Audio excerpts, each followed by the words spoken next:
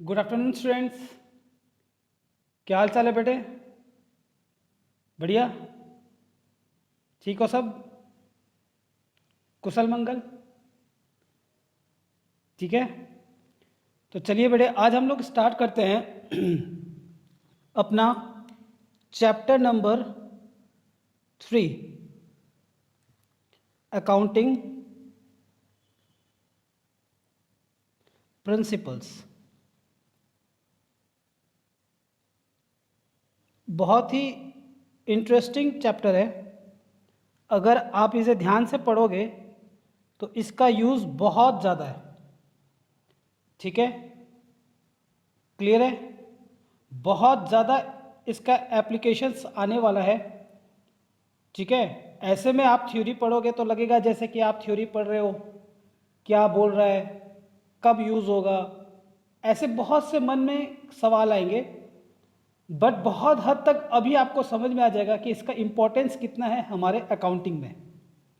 ठीक है, सबसे पहले हमारे लिए ये जानना ज़रूरी है कि सर प्रिंसिपल्स किसे कहते हैं। ठीक है, तो आप कहोगे सर प्रिंसिपल्स का मतलब होता है सिद्धांत, है ना, एक रूल्स, एक गाइडलाइंस। ठीक है, उसी तरह हम जब अकाउंटिंग करते हैं तो हमारे लिए भी कुछ रूल्स बनाए हुए हैं, उस रूल्स को हमें फॉलो करना पड़ता है। क्लियर है? फॉर एग्जाम्पल, मैं एक एग्जाम्पल से समझाता हूँ, फिर आपके अंदर एक सिनेरियो बन जाएगा कि सर ये प्रिंसिपल्स क्या होता है और इसका क्या इम्पोर्टेंस है। मैं 2 एग्जाम्पल दूंगा और बहुत जनरल एग्जाम्पल है। देखो बेटे, आप जब स्कूल जाते हो तो आप स्कूल जाते हो तो स्कूल में जाने के बाद जैसे स्कूल में अप्रोच करते हो, इवन कि आप स्कूल से बस से उतरते हो, तभी आपको एक रूल्स बनाया गया है कि आप बस से उतरोगे, बस से उतरते ही आप लाइन में चलोगे। ठीक है, क्लास में जाना, फिर बेल लगेगी, लाइन से आप असेंबली में आना, फिर वापस से लाइन में जाके क्लास में बैठना। ठीक है, लंच टाइम होगा, लाइन से आप आओगे, लाइन से जाओगे। ठीक है, क्लियर है? जब आपका क्लास कोई टीचर एब्सेंट होता है तो रूल्स ये बनाया गया है कि क्लास का जो मॉनिटर है या मॉनिट्रेस है वो क्लास को हैंडल करेगी जब तक कोई सब्स्टिट्यूट टीचर नहीं आ जाते। तो कुछ हमारे गाइडलाइंस दिए गए, कुछ रूल्स बनाए गए स्कूल के द्वारा जो हमें फॉलो करना पड़ता है। ठीक है, किस ये जो रूल्स होते हैं, क्या रूल्स अलग होते हैं अलग अलग क्लासेस के लिए? नहीं सर, एक जनरल रूल्स होते हैं जो हमें फॉलो करना पड़ता है ताकि हमारे यूनिफॉर्मिटी मेंटेन रहे। ठीक है, फॉर एग्जाम्पल एक और मैं उदाहरण देता हूँ जिससे आपका और माइंड पूरा क्लियर हो जाएगा, है ना। देखो, आप गाड़ी चलाते हो। हाँ सर, हम गाड़ी चलाते हैं। ठीक है, जब आप गाड़ी चलाते हो, मान लो आप किसी भी इंडिया के किसी भी स्टेट में हो, मान लो अगर आप दिल्ली में हो। ठीक है, दिल्ली में आपने गाड़ी सीखा, दिल्ली से आप ट्रैवल करके मुंबई जाते हो, तो जैसे मुंबई में एंटर करते हो तो क्या वहाँ पे आपको बोला जाता है कि भैया यहाँ का रूल्स अलग है? नहीं सर, सब जगह गाड़ी चलाने का रूल्स अलग नहीं है, एक समान है। ठीक है, ग्रीन सिग्नल होगा तो हम क्रॉसिंग कर जाते हैं सिग्नल को, रेड है तो हमें सिग्नल पे रुकना पड़ता है, येलो है तो आपको अपने केयर से ही दाएं बाएं देखकर रोड को क्रॉस करना पड़ता है ना। यू टर्न लेने का, यू का अगर यू करके ऐसे टर्न, ऐसे करके यू करके एरो दिया हुआ है तो आपको पता है कि सर ये यू टर्न का है। अगर आपको क्रॉस दिया हुआ है तो यू टर्न नहीं करना है। क्लियर है? तो आपको कुछ रूल्स दिया गया है। ये रूल्स क्या है? एक यूनिफॉर्मिटी को मेंटेन करने के लिए, एक समानता मेंटेन करने के लिए। ऐसा तो नहीं है आप दिल्ली से मुंबई जाते हो तो आपको बोलते हैं भैया यहाँ का रूल अलग है, आप पहले रूल सीखो ड्राइविंग का, फिर आप आना, नहीं ना। ठीक है, हम इंडिया में कहीं पे भी चले जाए, हमारा जो ड्राइविंग का ये रूल्स है वो यूनिफॉर्म है ताकि हमारे भेदभाव ना हो सके। ठीक है, हमारे को समझने में दिक्कत ना आए। उसी तरह हम जब अकाउंटिंग करते हैं तो हमारे लिए कुछ रूल्स बनाया गया है, ठीक है ना, कुछ लॉ है जिसे हमें फॉलो करना पड़ता है ताकि हमारे यूनिफॉर्मिटी मेंटेन रह सके, ठीक है, अलग अलग बिजनेस या एंटरप्राइजेस में। ठीक है, तो what do you mean by principles? तो अकाउंटिंग प्रिंसिपल्स क्या होता है? ठीक है, इट इज जनरल लॉ और rules adopted to make uniformity in accounting। ठीक है, क्लियर है? अब इसके कुछ फीचर्स होते हैं, ठीक है ना, इनके भी अपने कुछ फीचर्स होते हैं। सर इनके क्या फीचर्स होते हैं अकाउंटिंग प्रिंसिपल्स के? फीचर्स नंबर 1 कि सर सबसे बड़ी बात है ये आसमान से नहीं आता, ऐसा नहीं कि आसमान से गिरा खजूर पेड़ का, ये हमारे द्वारा बनाया जाता है, मतलब इंसान इसको बनाता है, मैन मेड है। ठीक है, दूसरा फ्लेक्सिबिलिटी है, ऐसा नहीं कि आपको रूल बना दिया वो चेंज नहीं हो सकता। It is not in rigid form, not in rigid, जैसा एक बार बना दिया बस अब बदल नहीं सकते, ऐसा नहीं है, रिजिड नहीं है, ये फ्लेक्सिबल है। सिचुएशन अगर बदलेगा तो हमें इस लॉ को, रूल्स को चेंज कर सकते हैं। ठीक है, तीसरा सबको एक्सेप्ट करना पड़ता है, जनरली एक्सेप्टेड, इसीलिए इसका नाम हो गया पड़ता है गैप के नाम से हम इसे बुलाते हैं। गैप का फुल फॉर्म होता है G for generally, A for accepted, accounting, P for principles। ठीक है, क्लियर है यहां तक सबको? कोई डाउट? ठीक है, अब हम क्या करते हैं, अकाउंटिंग प्रिंसिपल्स को हम दो पार्ट में डिवाइड करते हैं। ठीक है, हम इसे दो पार्ट में डिवाइड करते हैं। पहला पार्ट होगा हमारे अकाउंटिंग प्रिंसिपल्स का, जिसे हम कहते हैं अकाउंटिंग कॉन्सेप्ट। ठीक है, पहला जो पार्ट है वो है हमारा अकाउंटिंग कॉन्सेप्ट, अकाउंटिंग कॉन्सेप्ट, और दूसरा है हमारा अकाउंटिंग कन्वेंशंस। ठीक है, अकाउंटिंग कॉन्सेप्ट में क्या होता है? अकाउंटिंग कॉन्सेप्ट में हमारा एजम्पशंस रहता है, कुछ हम कुछ चीज़ों को एजम्पशंस लेके चलते हैं। ठीक है, कि हम मान के चलते हैं ऐसा होगा, ठीक है ना, ऐसा होगा, ये हम मान के चलते हैं कि हमारा बिजनेस जब हम करेंगे तो हमारे अकाउंटिंग करते समय हमें ये सब चीज़ मानना पड़ेगा। दूसरा है हमारा अकाउंटिंग कन्वेंशन। कन्वेंशन का मतलब होता है प्रथा। ठीक है, क्लियर है? ओके, अब यहाँ पे बहुत सारे इनके भी कई पार्ट्स होते हैं, इनके भी कई पार्ट्स हैं। हम पहले आज का जो हमारा डिस्कशन होगा वो होगा अकाउंटिंग कॉन्सेप्ट का। हमारा अकाउंटिंग कॉन्सेप्ट में हम लोग तीन चीज़ सीखेंगे। नंबर 1 गोइंग कंसर्न,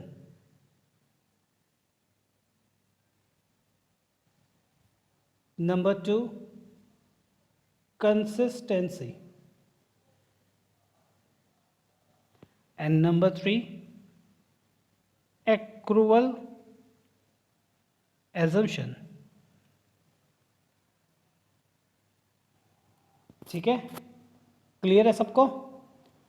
चलो, सबसे पहला जो हमारा है वो है नंबर 1 गोइंग कंसर्न।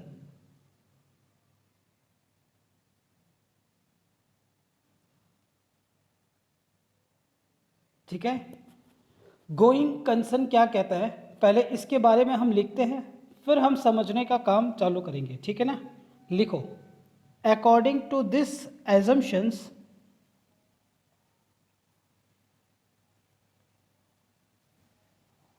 ठीक है, दिख रहा है क्लियर? सर थोड़ा सा जूम कर दो तो और ज़्यादा बेटर दिखाई देगा, है ना? चलो मैं जूम कर दूँ।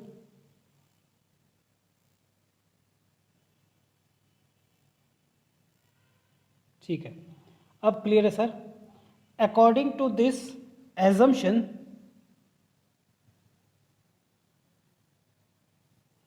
it is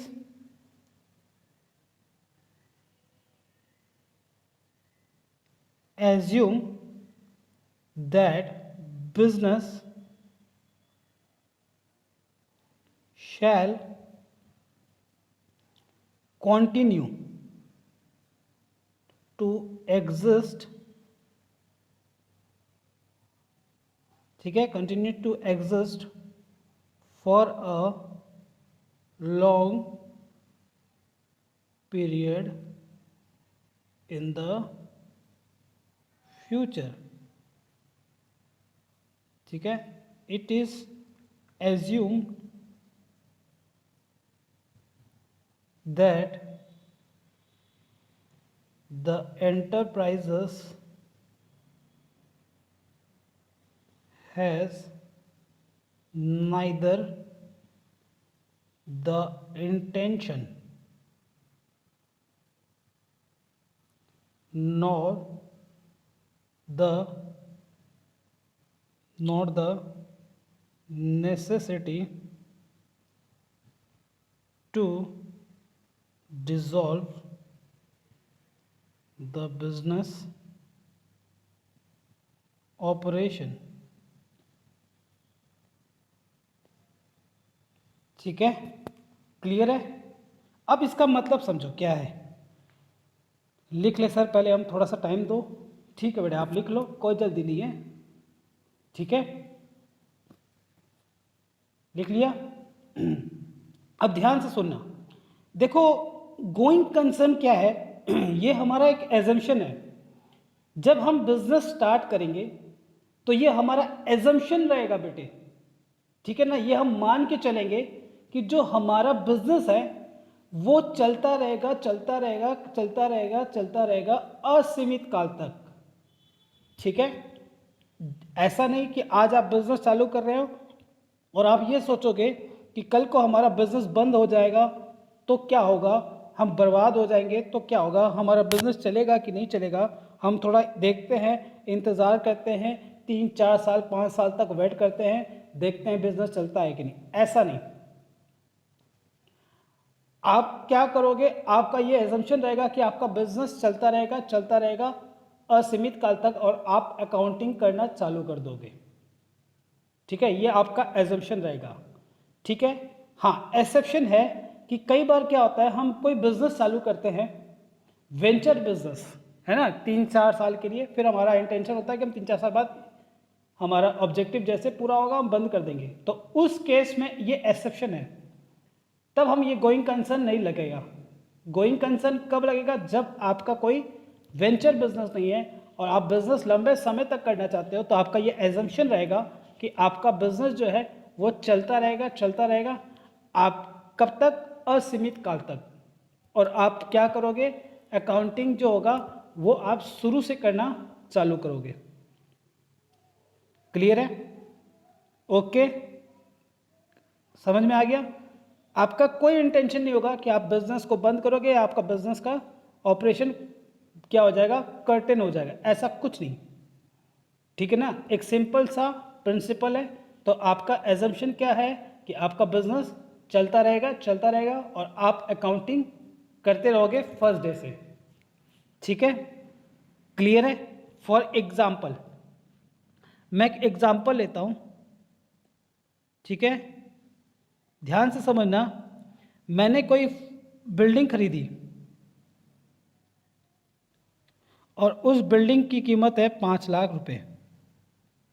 मैं ये मानता हूं कि ये बिल्डिंग हमारा एक्सपेक्टेड लाइफ है इसकी 10 साल, ठीक है। तो आप प्रत्येक साल कितना डेप्रिसिएशन हो जाएगा, डेप्रिसिएशन जो होता है वो बिल्डिंग को जैसे जैसे यूज़ करते हैं उसकी जो वैल्यू कम होती है उसे हम कहते हैं डेप्रिसिएशन। तो 5 लाख जो है वो 10 साल में ख़त्म हो जाएगा, तो पर ईयर कितना डेप्रिसिएशन हो गया? 50,000। ठीक है, तो 50,000 करके हर साल हम डेप्रिसिएशन चार्ज करते रहेंगे। ठीक है, आपने क्या हुआ, आपने बोल दिया कि सर डेप्रिसिएशन जो होगा वो 50,000 निकलेगा हर एक साल। ठीक है, आपने फट से बता दिया कि सर डेप्रिसिएशन हमारा 50 साल होगा, लेकिन आपने जरा सा भी ये नहीं सोचा कि सर क्या हमारा बिजनेस 10 साल तक चलता रहेगा, क्या ये बिजनेस 10 साल तक चलेगा? आपने ये सोचा भी नहीं और आपने आंसर दे दिया कि 50,000 डेप्रिसिएशन रहेगा हर साल। ठीक है ना, तो आपका ये कैसे आपने निकाल दिया?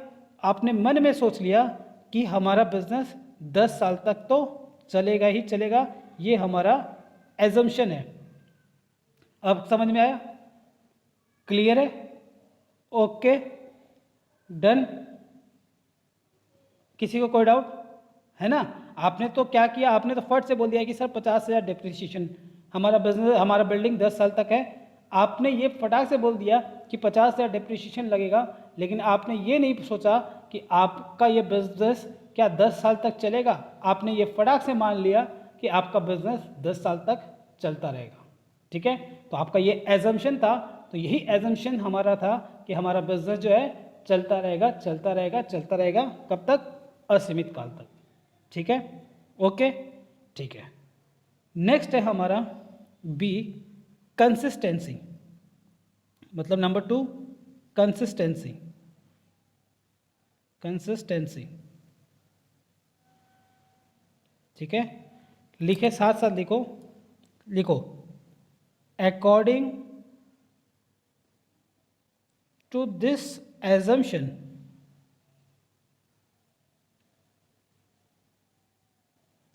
according to this assumptions, accounting practices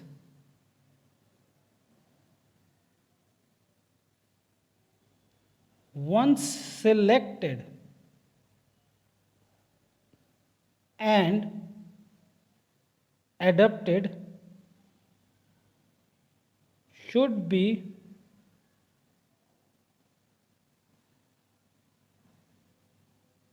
applied consistently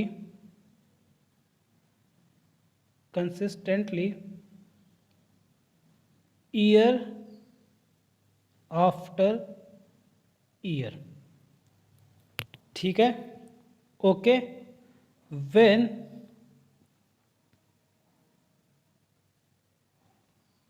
consistency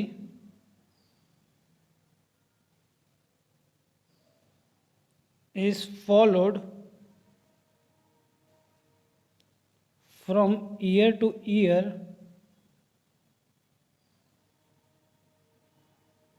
the result disclosed in the financial statement will be uniformable and comparable। ठीक है, लिख लो, फिर मैं समझाने का काम चालू करता हूं। ठीक है, लिख लिया? अब देखो क्या है, आपने क्या, देखो मैं अब आपसे पूछ रहा हूं, फिर से एक एग्जांपल लेता हूं और आपको जवाब देना है। ठीक है, अब सुनो। ठीक है, फिर से आपके सामने एग्जांपल रख रहा हूं। ठीक है, आपको जवाब देना है, सही से जवाब देना, सोच के जवाब देना। ठीक है, कह रहा है बिल्डिंग है हमारी 5 लाख की, और एक्सपेक्टेड लाइफ कितना है इसका? 10 ईयर्स। ठीक है, तो डेप्रिसिएशन कितना होगा हमें बताओ, सोच के बताना। सर आपने कहा डेप्रिसिएशन कितना होगा? सर बताओ बेटे। हाँ, very good. 5 lakh divided by 10, 50,000 depreciation आ गया। पहला साल, दूसरा साल, तीसरा साल, चौथा साल और 5वां साल, ऐसे करके 10 साल तक आपका डेप्रिसिएशन सेम रहेगा। ठीक है, तो आपने ये पहला एजम्पशन तो ये लगा लिया कि हमारा बिजनेस 10 साल तक रहेगा। ठीक है, गोइंग कंसर्न। दूसरा आपने ये भी लगा लिया कि हमारा जो पहले साल जो डेप्रिसिएशन आया वो सेम रहेगा हर साल। ठीक है, मतलब जो मेथड आपने फॉलो किया डेप्रिसिएशन निकालने के लिए, वही मेथड क्या होगा?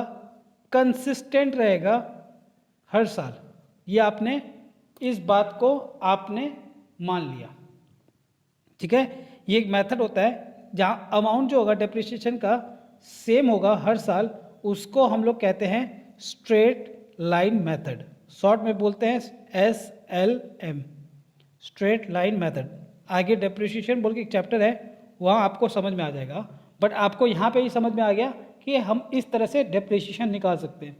तो आपने जो निकाला, पहला साल आपने SLM निकाल दिया, दूसरे साल भी आपने SLM मेथड फॉलो कर लिया, तीसरा भी, चौथा, ऐसे करके हर साल आपने ये मान लिया कि हमारा जो मेथड होगा, हमारा जो तरीका है वो सेम रहेगा हर साल। जो आपने प्रैक्टिस या पॉलिसी या मेथड एक बार अडेप्ट कर लिया, वही प्रैक्टिस मेथड क्या होगा? सेम होगा हर साल, कंसिस्टेंट रहेगा। ठीक है, क्लियर है? ओके, डन, बात समझ में आ गई? चलो, ठीक है, ऑल राइट। क्या चीज़, क्या नहीं समझ में आया? एजम्पशंस किसे कहते हैं? अरे नालायक, बताओ कैसे कैसे बातें कर रहे हो? सर ये कह रहा है सर एजम्पशंस कैसे किसे कहते हैं? चलो, एक नालायक बेटा है हमारा यहाँ पे, वो कह रहा है सर एजम्पशंस का मतलब समझाओ। देखो, कुछ है तथ्य प्राणी, है ना, जब तक उनको सही से उनके तरीका से आप नहीं समझाओ तो नहीं समझ में आता है ना, है कि नहीं? कोई बात नहीं बेटे, आप बताओगे, हम आपके लिए 100 एग्जाम्पल तैयार करेंगे। ठीक है ना, आपके लिए तो मैं बैठा हूँ यहाँ पे। ठीक है, देखो, मान लो, ठीक है ना, ठीक है ना, गहराई में मत चले आना, ठीक है, लेकिन सोचना जरूर। ठीक है, मान लो तुम कोई मेट्रो स्टेशन पे खड़ा है। ठीक है, मेट्रो स्टेशन पे खड़ा है और कोई नहीं, ऐसा हुआ है कई बार, है ना? मेरे साथ हुआ है। नालायक, पहले अपनी बात करो। आप मेट्रो स्टेशन पे खड़े हो, अकेले, कोई नहीं है, अचानक से उधर से एक सुंदर सी लड़की आती है। आह, ठीक है, अब आपको समझ में आएगा। ठीक है, जैसे वो लड़की आती है आपके पास और हल्का सा मुस्कुरा देती है, तो आपके मन में क्या हुआ? हाँ, लड्डू फूटा। नालायक, लड्डू फूटेगा ना, नालायक। आप क्या सोचते हो? आप फट से ये मान लेते हो कि लड़की हंसी तो हाँ ठीक है, तो ये आप उस समय तो आपका दिमाग फट से चल गया। कितना प्यारा एजम्पशन आ जाता है आपके मन में कि फट से ऐसा, ये सब जो होता है, ये एजम्पशन आपके दिमाग में बहुत सही से बैठता है। लेकिन जहाँ ऐसी एजम्पशंस की बात करो तो दिमाग थोड़ा सा डगमगा जाता है। ठीक है ना, तो आपका एग्जाम्पल अब आपको समझ में आ गया, तो आप एज्यूम कर लेते हो कि हंसी तो उसी तरह यहाँ पे भी कुछ बातों का हम क्या कर रहे हैं, एजम्पशन ले लेते हैं कि ऐसा होगा। अब समझ में आ गया? क्लियर है? ठीक है, तो हम ये मान के चलेंगे हमारा बिजनेस चलता रहेगा। दूसरा कहता है कि आपने जो भी मेथड फॉलो किया, आपने पहला, इसमें क्या हुआ कि आपने ये मान लिया कि हमारा बिजनेस जो है 10 साल तो चलेगा ही चलेगा, और पहले साल जो आपने मेथड लिया, जो प्रैक्टिस आपने मेथड या प्रैक्टिस या पॉलिसी अपनाया है, वही हर साल कंसिस्टेंट रहेगा। ठीक है, अब बच्चों के मन में एक सवाल कि सर मान लो कभी अगर इस मेथड को चेंज करना पड़ जाए तो क्या हम चेंज नहीं कर सकते? The answer is yes. आप कर सकते हो बेटे। अगर आप मेथड चेंज करोगे तो उसका जो इम्पैक्ट होगा उसका पूरा डिस्क्लोजर आपको देना पड़ेगा। सर हम फाइनेंशियल स्टेटमेंट के कहाँ देंगे? फाइनेंशियल स्टेटमेंट में द आंसर इज हाँ, फाइनेंशियल स्टेटमेंट के फुट नोट में आपको ये बात बतानी पड़ेगी कि आपने कौन सा मेथड चूज किया। ठीक है, कौन सा मेथड चूज किया, आपका पुराना मेथड कौन सा था। ठीक है, आपने क्यों चेंज किया, रीजन, और उसके चलते क्या इफेक्ट पड़ा चेंजेस का, इफेक्ट ऑफ चेंजेस। ये सारी बातें आपको क्या करनी पड़ेगी, डिस्क्लोज करनी पड़ेगी। कहाँ पे? फुट नोट में। ठीक है, क्लियर है? Okay, done. चलो ठीक है, हाँ, अब खोद सपने से बाहर आ जा बेटे, है ना, सपने में तो नहीं है। हाँ ठीक है, चलो सपने में खो गया। ठीक है, number 3, accrual assumptions. Accrual assumptions क्या होता है, पहले आप लिखो, फिर समझाने का काम चालू करेंगे। ठीक है, लिखे accrual assumptions.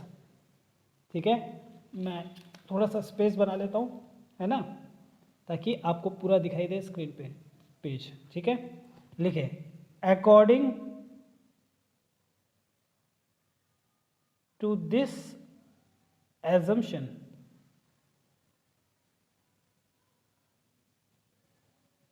revenue are recognized when it is earned and the expenses are recorded when it is incurred. It is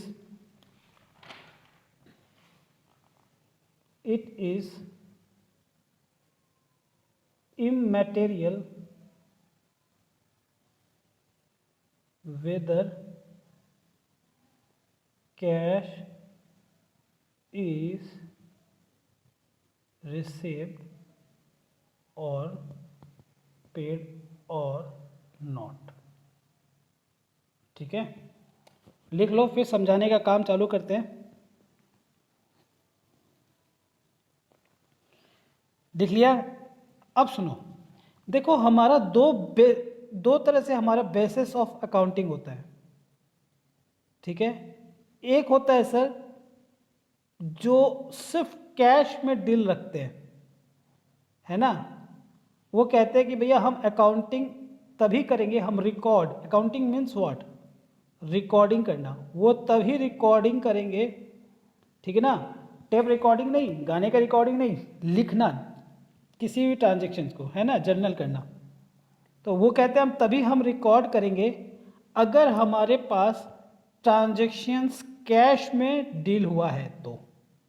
ठीक है, चाहे कैश में पैसा आया और कैश में पैसा गया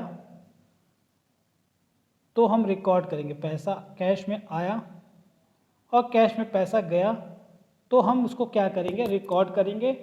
ठीक है, अगर कोई चीज आउटस्टैंडिंग रह गई या क्रेडिट रह गया हम उसे रिकॉर्ड नहीं करते। ठीक है, कुछ एंटरप्राइजेस ऐसे होते हैं। ठीक है, कुछ क्या होते हैं, ठीक है, वो कहते हैं हम तो कुछ जो कैश में होगा उसको हम रिकॉर्ड करेंगे ही करेंगे, साथ के साथ कुछ क्रेडिट में भी अगर है तो हम उसे रिकॉर्ड करेंगे। फॉर एग्जांपल, मान लो ये मेरा साल है पूरा, ठीक है, 1 अप्रैल 2017 टू 31 मार्च 2018। इस साल मेरा टोटल सेल्स था ₹5 लाख। ठीक है, जिसमें से मैंने कैश सेल्स किया ₹4 लाख, ठीक है, दिख रहा है, कट नहीं रहा है ना स्क्रीन से? सर कट रहा है, ठीक है। और कुछ हमने क्या किया, क्रेडिट में हमने सेल्स कर दिया, कितना, 1 लाख रुपीस, ठीक है। अब ध्यान से सुनना, जो कैश में आपने सेल किया उसका पैसा आपको मिल गया कब, 17-18 में, करंट ईयर में। लेकिन जो क्रेडिट सेल है वो ये हमारा क्या हो रहा है, अगले साल 18-19 में हमें क्या हो रहा है, रिसीव हो रहा है। ये जो है हमारे को इस साल रिसीव हो रहा है, ठीक है। तो अगर मैं कैश बेसिस पे रखूंगा तो भैया जिस समय पैसा मिलेगा मैं रिकॉर्ड कर लूँगा, ठीक है।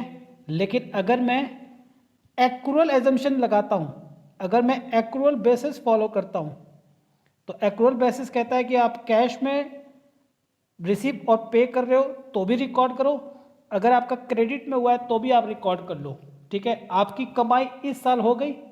ये रेवेन्यू कब का है सर, 17-18 का है, ठीक है। चाहे आपको पैसा कब मिला उससे हमें कोई लेना देना नहीं, अगर ये रेवेन्यू इस साल का है तो आप इसे क्या कर लो, इस साल ही रिकॉर्ड कर लो, ठीक है। क्लियर है सर? देसी एग्जांपल देके समझाओ, सुनो। ये है आपका क्लास 11, ऐसे समझ लो आप क्लास 11 में पढ़े है ना, ये है आपका क्लास 12। अब आपको पूरी बात समझ में आएगी। मैंने कहा कि क्लास 11 में टोटल मेरा फीस कितना बना, 5 लाख। कुछ बच्चे कैश में मेरे को दे के चले गए 4 लाख। 1 लाख जो बच्चा, 1 लाख की जो फीस थी वो फीस मुझे कब रिसीव हुई सर, 18-19 में, मतलब क्लास 12 में। अब आप सोच के बताना, क्या ये मेरा रेवेन्यू क्लास 12 का है या 11 का है? द आंसर इज 11 और क्लास 12। सर आपका रेवेन्यू तो क्लास 11 का है, क्योंकि आपने सर्विस कब दिया सर, क्लास 11 में दे दिया था। तो आपका एक्रूअल बेसिस क्या कहता है कि आपने अगर रेवेन्यू अर्न कर लिया तो आप उसे क्या करो, रिकॉर्ड कर लो, ठीक है। क्लियर है? ओके। उसी तरह मैंने जब आपको क्लास 11 में पढ़ाया तो सर मैं एक रूम में पढ़ा रहा हूँ, इस रूम में बिजली का बिल आता है। मैंने बिजली का बिल जो होता है मेरा वो 12 मंथ्स का होता है, मान लो 10,000 के हिसाब से मान लेते हैं 1,20,000, ठीक है। लेकिन मैं कैसे पे करता हूँ, एक महीने का बिल आता है, अगले महीना, अगले महीने का बिल आता है, उसके अगले महीना, तो लास्ट में जो मार्च का जो बिल आएगा वो मैं कब पे करूँगा, इस महीने का मार्च का बिल कब पे करूँगा, अगले साल, ठीक है। लेकिन हमने बेनिफिट कब ले लिया, करंट ईयर में ले लिया। तो अगर आपका बेनिफिट मिल गया करंट ईयर में तो सर इस रेवेन्यू को कमाने के लिए आपने खर्चा किया था, तो ये खर्चा भी कब का है, इस साल का। तो ये हम लोग पे भले किसी भी समय करें, लेकिन खर्चा हमारा कब का है, क्लास 11 का। इसीलिए हम इसको कहाँ दिखाएंगे, क्लास 11 के साल में दिखाएंगे। क्लियर है? ठीक है। तो फीस आपकी कब बन गई, आपने रेवेन्यू अर्न तो कर लिया, भले आपको रिसीव कब हो रहा है, क्लास 12 में, उससे हमें कोई लेना देना नहीं। आपने रेवेन्यू को अर्न कर लिया, बस आप रिकॉर्ड कर दो। इस रेवेन्यू को कमाने के लिए हमने एक महीने का जो बिजली का बिल था वो हमने पे किया 12 में, लेकिन सर इस कमाई को कमाने के लिए आपने खर्चा किया था, इसलिए खर्चा भी किस साल का है, इस साल का है, इस साल का। तो आप यहीं पे रिकॉर्ड कर लो, ठीक है सर। अब हाथ की हाथ ये भी बता दो कि सर इसको कौन मेंटेन करता है, इसको ज़्यादातर प्रोफेशनल्स लाइक डॉक्टर, लॉयर, इन लोग मेंटेन करते हैं, या एनजीओ वाले। हाँ, कंपनीज एक्ट 2013 के बाद every company becomes mandatory to follow accrual basis of accounting. अब क्लियर है? ठीक है, ओके, डन। किसी को कोई पूछना है, कोई डाउट नहीं है ना? क्लियर है सबको? ओके, तो चलिए आज यहीं तक रखते हैं, है ना। कल हम लोग स्टार्ट करेंगे अकाउंटिंग कन्वेंशन, ठीक है। ओके, तो आज की क्लास यहीं तक। आप पढ़ के आना, रिवाइज करना, कोई दिक्कत हो तो कल हम इसकी चर्चा फिर से करेंगे पहले, फिर हम आगे बढ़ेंगे। तब तक के लिए tata, bye bye, take care, have a nice day, thank you.